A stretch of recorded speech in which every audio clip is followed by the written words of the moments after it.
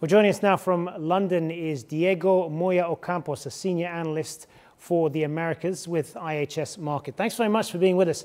So what should Cubans make then, or what should they expect from Mr. Diaz-Canel? Because he is kind of an unknown quantity, isn't he?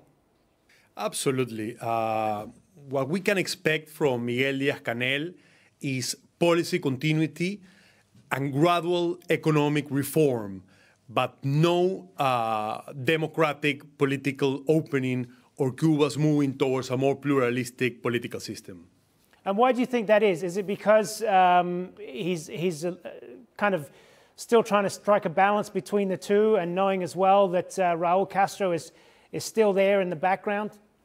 Yeah, I mean, in general terms, Miguel Diaz-Canel policies don't differ much from those of, former President Raul Castro. Diaz-Canel is Raul Castro's boy, and change will continue being steered by Raul Castro, who will remain the head of the Communist Party in Cuba, which is the one which calls the shots. And Diaz-Canel will try to enable change in a way that it will not make feel uncomfortable the old Castro, the old Cuban Revolutionary Guard, and the security apparatus. So we expect change and a gradual continuing opening of Cuba's economy to foreign direct investment, to the private sector, but at a pace to which, again, the security apparatus, the Communist Party old guard will feel comfortable. The fact is, though, that the Cuban economy is suffering badly at the moment, and there is an argument that there is a need to unshackle the state resources a little bit and open things up, because that is what Cubans need. I mean, how great is that pressure? There's a huge need for that, especially as Venezuela's economy continues under pressure.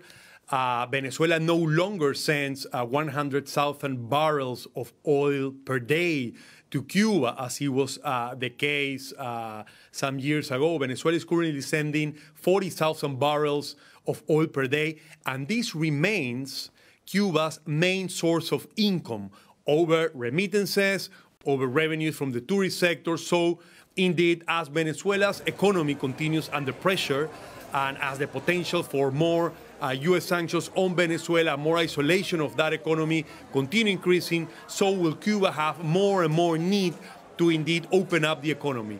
The military plays a key role, and the security apparatus plays a key role behind the scenes, controlling the economy, and any gradual opening of the economy will have to be done at a pace at which it will not increase the hopes or the expectations of the local population that indeed this formal end of the Castros era will come up with a democratic political opening.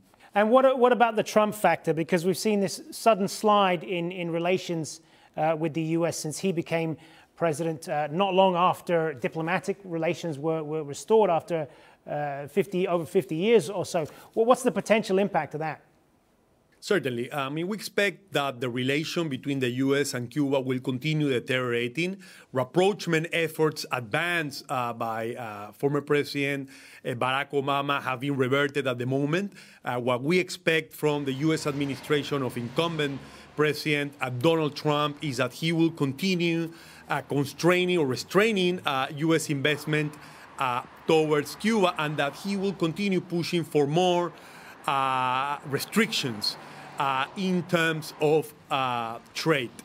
It is highly unlikely that the relation between the U.S. and Cuba will improve, and indeed, it is highly unlikely that the U.S. embargo will be lifted anytime soon. Diego Moya-Ocampos, thanks for being with us. Thank you, Hassan. A pleasure.